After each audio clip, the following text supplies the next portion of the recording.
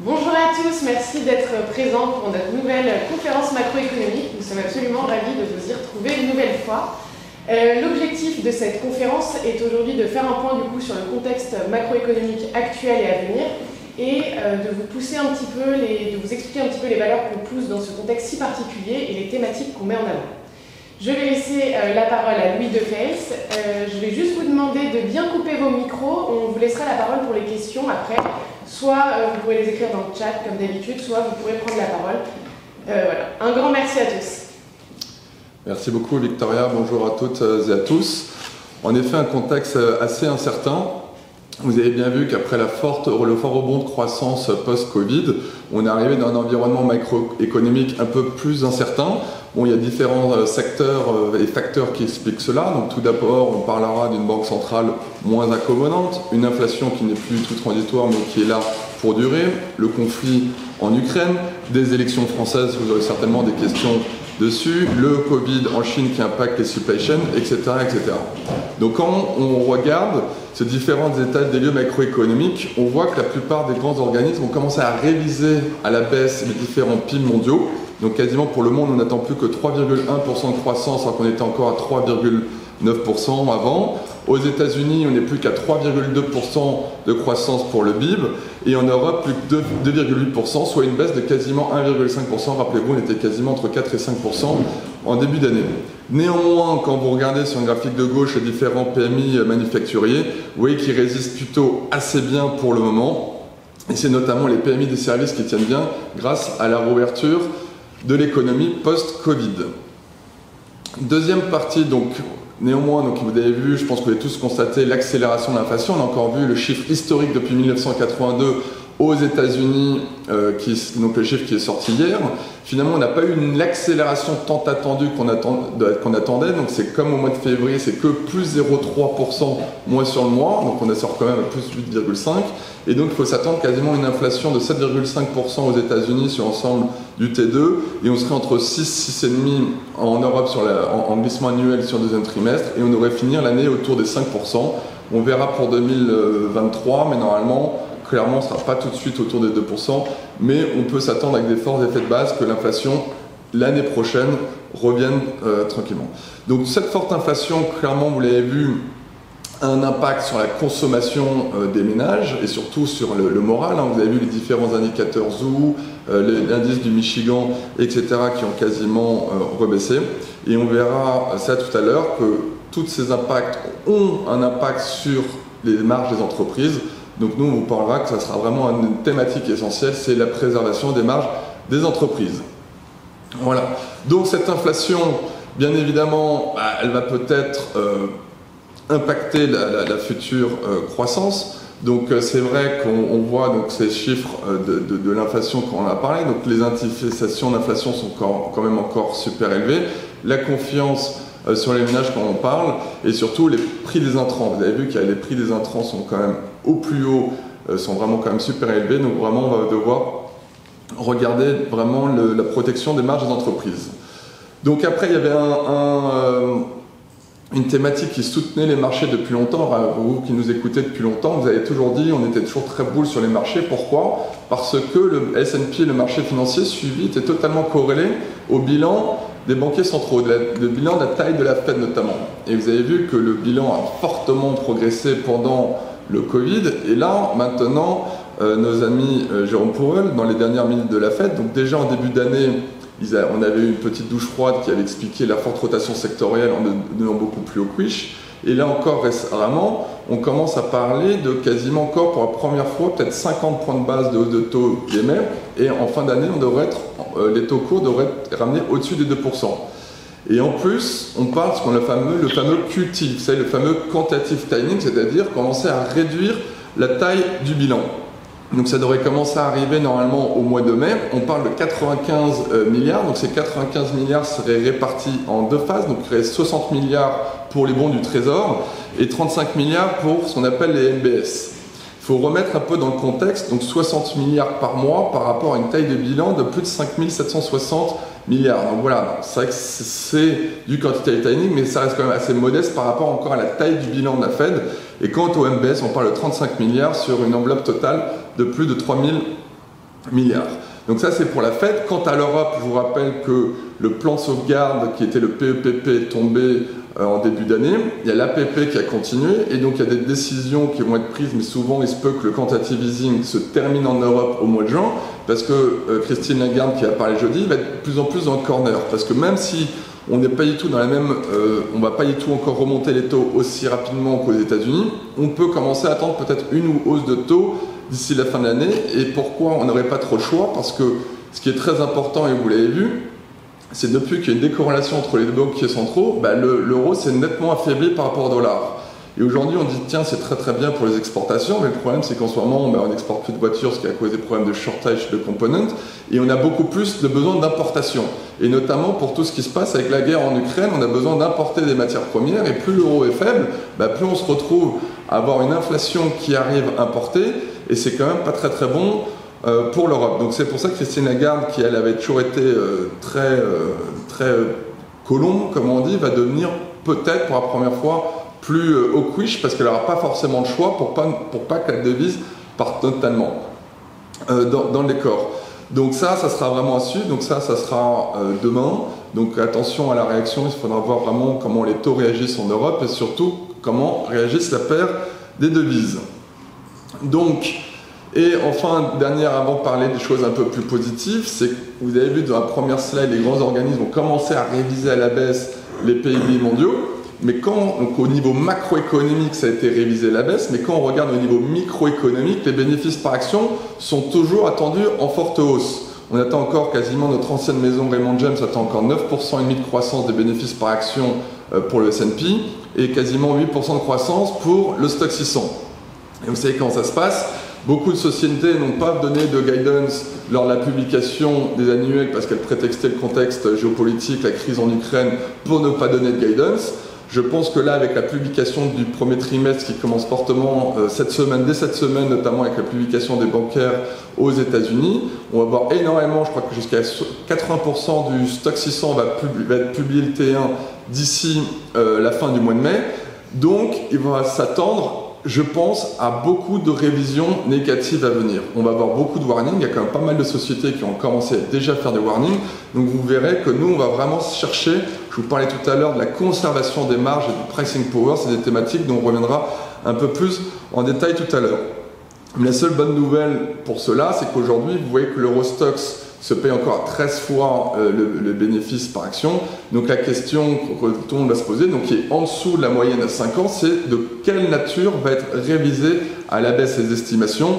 Donc si c'est pas trop cher, le prix du marché pourrait remonter peut-être à 13-14 fois, qui restera quand même à une valorisation assez correcte. Donc voilà, donc ça c'était plutôt pour les éléments un peu plus négatifs. Néanmoins, il y a quand même beaucoup de facteurs solides. Voilà, on n'a pas envie de vous faire tous peur. Je vous rassure, il y a quand même des facteurs très solides et de soutien au marché actions notamment. Donc la première, c'est les taux réels qui sont encore négatifs et qui vont le rester. En tout cas, notamment peut-être qu'aux États-Unis, ils vont revenir à zéro. Mais en tout cas, en Europe, on est encore très négatif et ancré. Donc il ne faut pas bouder nos plaisirs parce que je vous rappelle que quand vous avez des taux réels négatifs, c'est un moyen de désendetter les États. C'est un moyen aussi d'investir et de faire aussi des plans de relance budgétaire. Parce que certes, on a perdu le soutien monétaire, mais il y a les plans de relance budgétaire qui sont là. Vous avez vu en France, le président Macron, le président candidat Macron a fait des chèques pour le pétrole, la redevance télévision bientôt va arriver. Donc il y a des chèques qui sont là pour soutenir la consommation.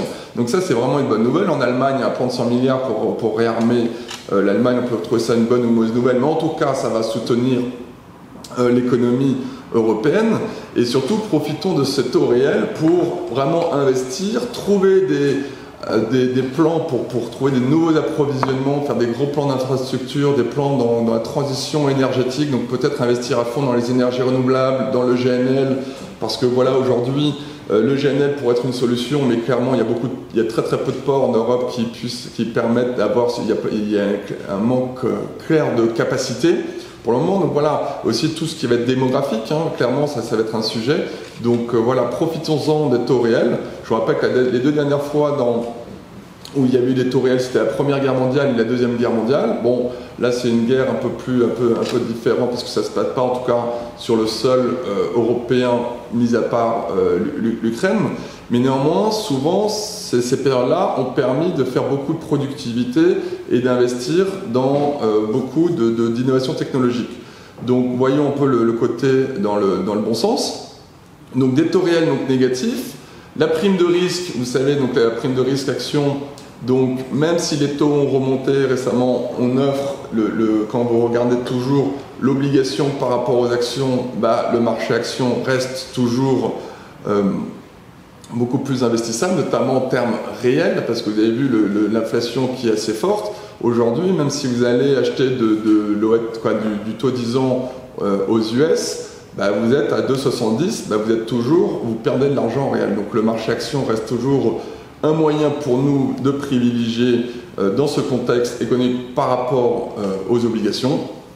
Et enfin, donc il y a différents indicateurs macroéconomiques résilients. On a parlé tout à l'heure les différents PMI. Donc c'est vrai que c'est plus les PMI manufacturiers qui vont plus souffrir peut-être, notamment par le problème de supply chain, les problèmes de input cost qu'on a eu tout à l'heure, mais toutes les PMI services sont hyper résilients, que ce soit aux États-Unis et en Europe, notamment parce qu'il y a beaucoup, comme vous voyez sur un graphique de 3, il y a eu des excès d'épargne, beaucoup de gens ont gardé de l'épargne pendant longtemps, notamment dans les voyages, même s'il y a eu beaucoup d'inflation, on voit que le consommateur est prêt à voyager cet été, ils ont pris leur billet d'avion malgré les forts prix, et c'est vrai que le taux d'épargne, ça va peut-être être un peu plus compliqué pour, on va dire, ceux qui ont déjà dépensé leur épargne. Et c'est vrai qu'on commence à voir sur certaines sociétés ce qu'on appelle le down trading. Rappelez-vous, pour la crise de la zone euro, tout le monde parlait de down trading.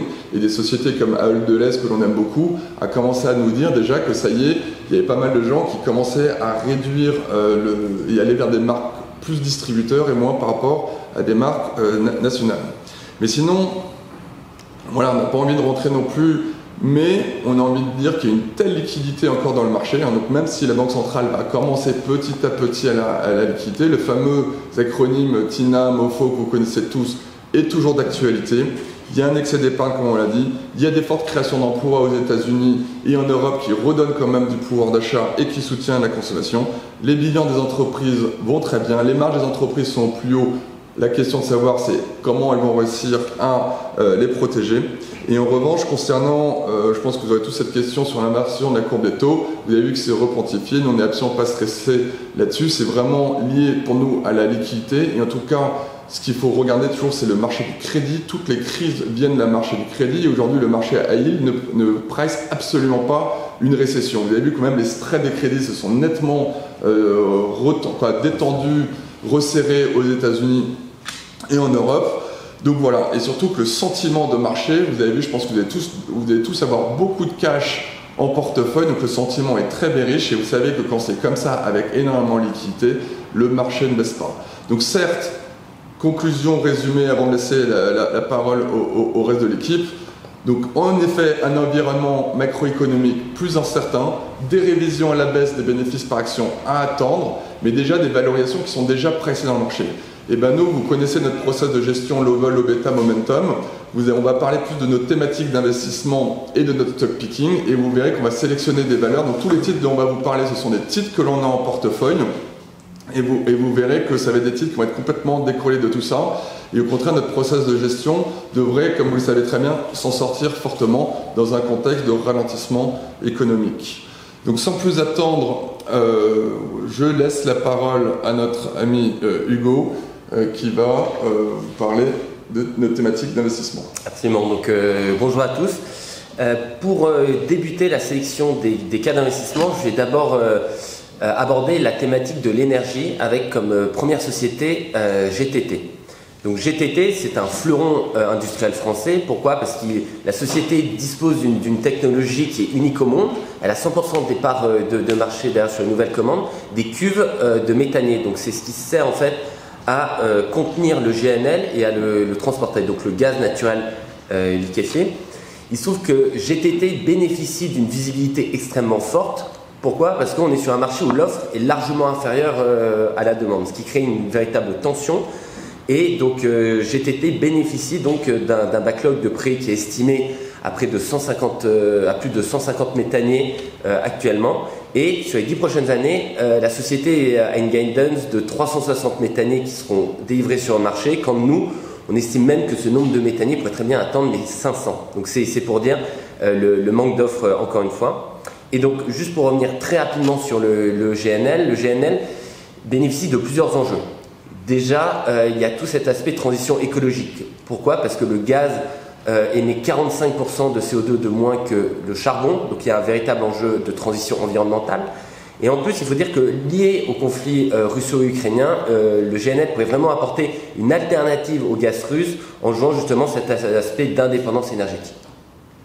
Ensuite, pour continuer sur la thématique de l'énergie, je vais parler d'une société moins connue en France qui est 7C Solar Parken. Donc c'est un producteur d'énergie renouvelable indépendant allemand. Ils sont spécialisés sur des petits projets solaires. Donc vraiment, ils installent ou ils acquièrent directement des projets de panneaux solaires. Et cette société-là a bénéficié de la hausse des prix de l'électricité. Vous pouvez voir sur le graphique en bas à gauche de la slide que sur 2 projets, en l'occurrence, le groupe a bénéficié de prix spot d'électricité qui ont été multipliés par 4 à partir du T4 2021 et sur début 2022.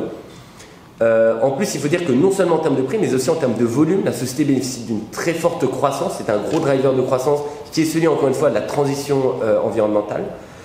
Et pour finir, je dirais que la société qui a publié récemment de très bons résultats a guidé sur un objectif pour 2022 et pour 2024 qui sont, à notre avis, trop prudents, que ce soit en termes de capacité ou en termes de prix. Ils ont pris, notamment en termes de scénario, une hypothèse de prix qui est bien inférieure au prix actuel. Donc nous, on pense que le marché ne price pas complètement cet objectif de croissance qui est excellent. Donc maintenant, je vais passer la parole à Thibaut pour continuer. Bonjour à tous, j'aimerais vous parler d'une de nos valeurs favorites en portefeuille, la société danoise Novo Nordisk, le leader mondial des traitements contre le diabète et l'obésité. C'est une société qui a un profil assez résilient dans tout type d'environnement économique puisqu'elle dispose en fait d'un positionnement unique en tant que leader et précurseur sur 2 marchés très immatures qui offrent un vaste réservoir de croissance. Malgré une augmentation assez malheureuse du nombre de personnes diabétiques et ou en surpoids, les traitements contre ces maladies n'ont encore que très peu pénétré le marché, ce qui offre une opportunité considérable pour Novo Nordisk qui possède un positionnement de précurseur. Le management est très ambitieux à court terme puisqu'il table sur un doublement du chiffre d'affaires généré par Wegovy, son traitement contre l'obésité. Néanmoins, au vu de l'accélération récente du nombre d'ordonnances prescrites aux États-Unis, nous on estime que ces objectifs restent même assez conservateurs. La très bonne dynamique est portée par un manque de concurrence sur l'insuline et l'obésité, puisque en effet, seul l'américain Lilly, qui perd des parts de marché à la faveur de Novo Nordisk, est positionné sur le segment de l'insuline. Ce même Lilly ne devrait pas lancer de traitement contre l'obésité avant 2023, ce qui laisse Novo Nordisk comme seul acteur du marché. Néanmoins, malgré des perspectives très alléchantes, le management ne se repose pas sur ses acquis et a annoncé intensifier ses budgets en recherche et développement pour trouver les relais de croissance post-2025 sur les maladies rares comme Alzheimer ou l'hémophilie, sur lesquelles sa molécule, le GLP-1, pourrait être prometteur. Je vous dis tout cela pour mettre en parallèle que depuis le Viagra, on n'a jamais vu un tel potentiel sur une molécule et que Novo Nordisk est en pole position pour bénéficier de cette très bonne dynamique. En conclusion, malgré une exposition à duration longue et une valorisation élevée en absolu, Novo Nordisk reste une valeur de qualité avec des fondamentaux et des perspectives très solides, résistantes dans l'environnement de remontée de taux, et en témoigne la surperformance de la valeur depuis le début d'année. Maintenant, dans un style totalement différent, j'aimerais vous parler de Mobrok, qui est le leader polonais de la gestion des déchets. L'activité se sépare en 3 segments. Dans un premier temps, l'incinération de déchets médicaux et industriels dangereux. Dans un second temps, la solidification et stabilisation des déchets non organiques. Et enfin, la production de carburants alternatifs pour les cimenteries. Jusque 2018, la gestion des déchets était un business d'économie souterraine en Pologne. Néanmoins, le gouvernement a décidé de durcir ses politiques et faire plusieurs choix forts après plusieurs scandales publics, doublant le prix plancher facturé pour déposer les déchets dans les décharges entre 2017 et 2021, ce qui a ainsi tiré les volumes vers les centres de traitement qu'opère Mobrok. Cette économie souterraine a aussi créé un fléau de bombes écologiques en Pologne qui doivent être traités rapidement.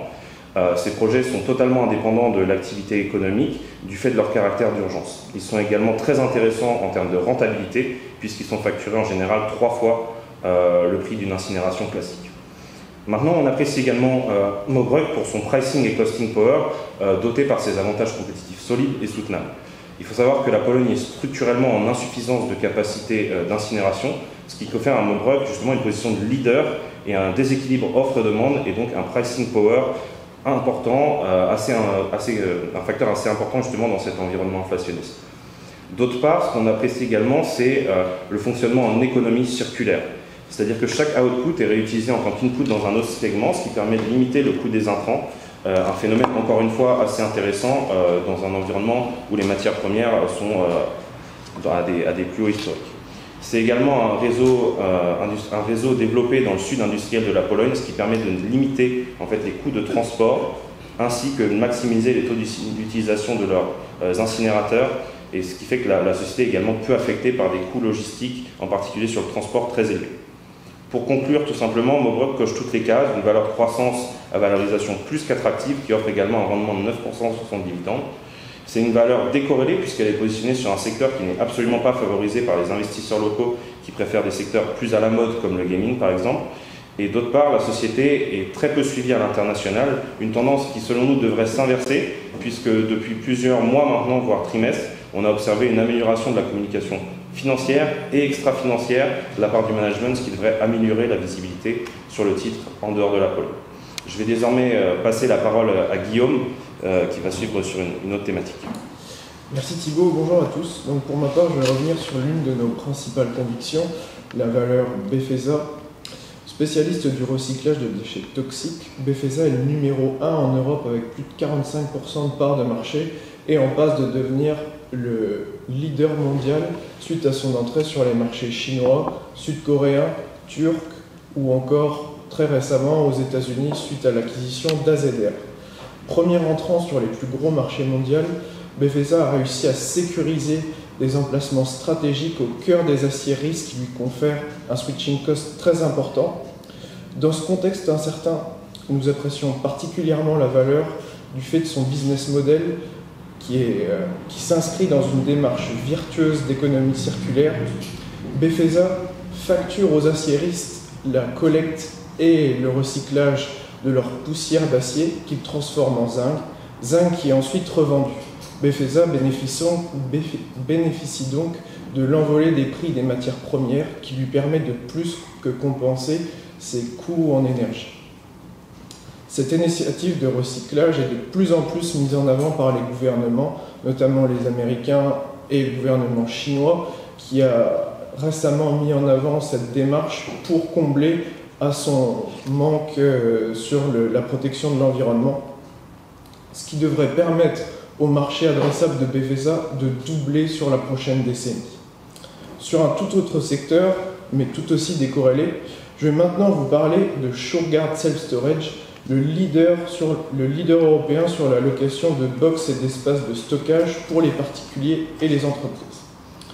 Shurgard est présent dans 7 pays grâce à ses 249 entrepôts et au fil des années a réussi à se construire une réelle marque lui permettant de faire passer des hausses de loyer entre 8 et 10% par an tout en conservant un taux d'occupation autour de 90%. Shurgard, grâce à son business model centralisé et un fort effet de scale, est une entreprise extrêmement rentable. À titre d'exemple, il faut avoir en tête qu'un nouvel entrepôt est à l'équilibre au bout de 12 mois, dès lors qu'il atteint un taux de remplissage d'environ 40%. Nous apprécions donc particulièrement Shurgard qui ressort parmi les entreprises les mieux classées dans notre méthodologie interne grâce à ses aspects décorrélants induits par son pricing power et son positionnement sur un marché encore immature. Je vais maintenant laisser la parole à Paul. Merci Guillaume. Alors pour ma part, je vais vous parler d'ALA, qui signifie Advanced Logistics for Aerospace. Donc ALA, c'est un distributeur de consommables et de pièces détachées à destination à la fois de constructeurs et d'acteurs de maintenance dans les secteurs de l'aéronautique et de la défense. C'est un groupe qui est en mesure de proposer une externalisation totale de la chaîne d'approvisionnement, c'est-à-dire du contact des fournisseurs jusqu'à remplir les tiroirs dans les usines de ses clients. Donc, ils sont en mesure de mettre en place un très haut degré de contrôle de qualité des pièces et dispose également d'une très belle capacité de négociation des prix auprès de ses fournisseurs, étant donné que ceux-ci ont besoin d'ALA pour cibler les gros acteurs de cette industrie comme Thales, Dassault ou encore Airbus. Donc nous apprécions cette valeur pour deux raisons principalement. D'une part, sa décorrélation au marché. ALA, c'est un petit groupe qui évolue vraiment sous les radars, peu connu, une faible capitalisation boursière d'environ 100-110 millions d'euros, et qui bénéficie par ailleurs d'une belle reprise sur l'aviation civile, et également de commandes très solides du côté de ses clients dans la défense, étant donné les tensions géopolitiques que nous connaissons depuis ce début d'année. Et d'autre part, nous apprécions le titre pour une valorisation qui est vraiment attractive. Les perspectives de croissance sont à nos yeux vraiment sous-évaluées, et le marché connaît par ailleurs une phase de consolidation assez intense en ce moment, ce qui devrait bénéficier à ALA, un petit acteur qui pourrait potentiellement voir une optionnalité d'OPA dans les prochaines années. Ce n'est pas exclu. Gérard Perrier Industrie. Donc c'est une très belle histoire industrielle française. Gérard Perrier est ici un constructeur d'équipements électroniques sur mesure, de solutions d'automatisation industrielle et également un acteur de maintenance. Il faut savoir que le tout va être intégré dans les machines, les process et les sites de ses clients. Donc c'est un acteur qui est assez peu connu dans le marché, mais qui est pourtant derrière la souveraineté opérationnelle industrielle de plusieurs grands groupes français, comme EDF, comme la Compagnie des Alpes. Et ce titre offre à nos yeux une très belle résilience et est vraiment décorrélé du marché en ce moment pour deux grandes raisons, encore une fois. D'une part, c'est un groupe qui propose qui a une proposition de valeur assez élevée, assez importante. Il faut savoir qu'il bénéficie d'une main-d'œuvre de techniciens très qualifiés qui sont en mesure, qui sont habilités à opérer sur le long terme dans des sites critiques comme la maintenance de sites nucléaires ou de sites d'armement de défense, comme des sous-marins. Et d'autre part, c'est une société qui a une croissance très disciplinée. Gérard Perrier dispose de plusieurs opportunités très importantes, que ce soit la pénétration de nouveaux marchés via des clients qui sont satisfaits de leur offre, des potentiels de croissance externe ou une expansion internationale en accompagnant des acteurs français, comme par exemple EDF en Inde. Le groupe va à partir de là sélectionner vraiment les meilleurs appels d'offres pour profiter d'une marge élevée et également assurer un suivi, une qualité optimale de ses techniciens sur ces sites. Donc Gérard Perrier se garde vraiment des opportunités de croissance sous le coude encore importantes pour les années à venir. Je vais à présent laisser la parole à Arthur qui va entrer plus en détail sur ces valeurs. Merci Paul. Pour ma part, je vais vous parler de deux sociétés radicalement différentes, mais qui ont pour point commun d'avoir été insérées puis renforcées dans les portefeuilles au cours des derniers mois. La première société, c'est Boa Concept, une microcap spécialisée dans l'intralogistique et plus particulièrement dans les systèmes de convoyage au sein des entrepôts. La société avait réalisé son IPO en juillet 2021, où elle guidait alors sur un chiffre d'affaires de 9 millions d'euros pour l'année, finalement relevé à 12 millions d'euros et finalement, pour atterrir finalement à 14,8 millions d'euros sur l'exercice. La société est donc en avance sur son plan de marche d'introduction en bourse et jouit actuellement d'une très bonne dynamique commerciale avec d'une part la signature d'un contrat de plus de 10 millions d'euros annoncé très récemment et d'autre part la montée en puissance au sein des clients déjà existants. Après avoir pu observer physiquement la valeur ajoutée des solutions Boa auprès de ses clients, nous pensons que la société dispose d'un beau vivier de croissance en France, notamment auprès des PME et des ETI, également à l'international, et surtout auprès des gros logisticiens comme Geodis ou encore FM Logistics.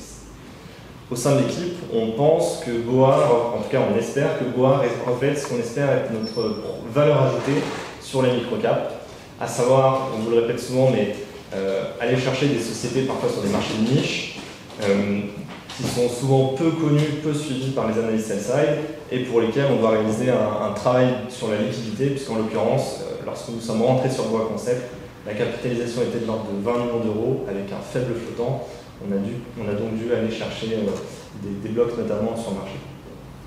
La seconde société dont je souhaiterais vous parler, c'est Vivendi, donc, que nous avons rentré dans le portefeuille en début d'année et que nous avons renforcé au fil de l'eau, qui est devenue aujourd'hui la première ligne de notre fonds Flexi.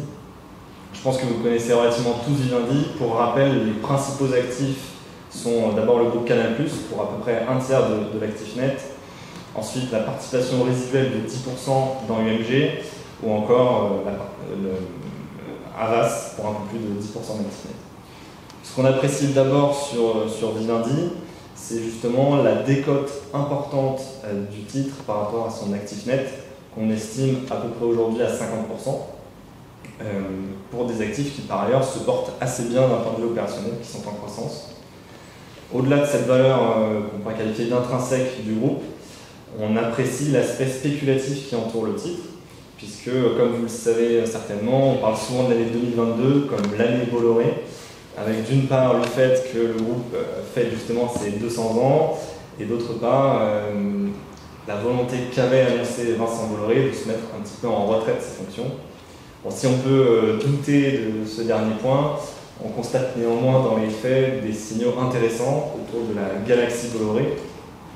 Si on devait résumer, tout semble avoir été mis en place pour une montée, un renforcement rapide de Bolloré SE au capital de Vivendi.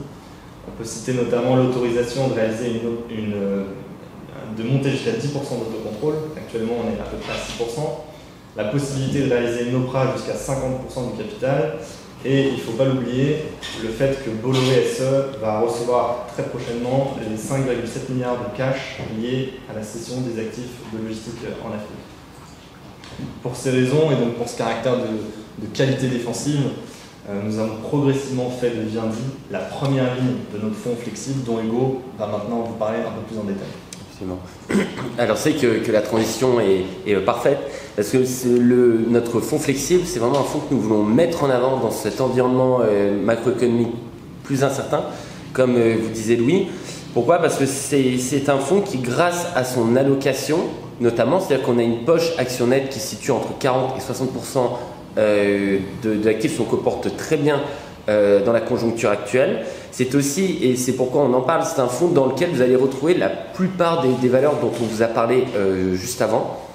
Et également, c'est parce que c'est un fonds qui bénéficie également d'un short inhérent qui permet en fait de réduire l'impact de baisse des marchés tout en mettant en avant tout notre travail de stock picking. Et si vous regardez sur le graphique à droite, en haut à droite, donc c'est un graphique qui est fait par Quantalis, on remarque que non seulement on a une performance annualisée qui fait partie des tout meilleurs de notre catégorie, mais également ce travail sur le risque qui est inhérent à notre processus de gestion, ce que Louis vous martèle souvent, et qui nous permet en fait non seulement donc d'être parmi les top performers, mais en plus d'avoir une volatilité extrêmement faible. Alors, maintenant, je vais repasser la parole à Louis qui va conclure. Alors, merci beaucoup Hugo. Donc juste avant de prendre vos questions, donc conclusion, vous aurez compris un peu donc, que notre process de gestion devrait bien s'en sortir parce qu'en étant low vol, low beta, momentum, vous avez bien compris, c'est des valeurs peu risquées, de qualité, décorrélées. Donc je pense que la plupart des différents valeurs dont on nous a parlé, c'est de nouvelles thématiques, donc soit par exemple des Gérard Perrier ou des GTT qui vont complètement bénéficier, donc tout ce qui est la transition énergétique post la crise en Ukraine et en Russie, puisque voilà, c'est des nouvelles solutions. Vous avez vu que maintenant, que ce soit pour le GNL ou même pour le nucléaire, ça va être pendant très longtemps. Des sociétés voilà, comme Mobro qui ont totalement décorrélé, Vivendi dans notre thématique value qualité. Voilà, c'est vraiment que des valeurs qui vont vivre leur vie complètement décorrélées de l'inflation, des banquiers centraux, de la reprise de liquidité. Et c'est ça ce qui fait vraiment notre savoir-faire, notre force dans notre process de gestion. C'est vraiment cette décorrélation. Vous savez à quel point on peut se décorréler des différents indices et surtout à créer de la performance, quelles que soient les conditions de marché. Donc c'est pour ça qu'on est assez serein, même dans cet environnement de marché qui va être un peu plus incertain. Donc voilà, donc merci encore à toute l'équipe et nous sommes prêts à prendre vos questions. Merci beaucoup.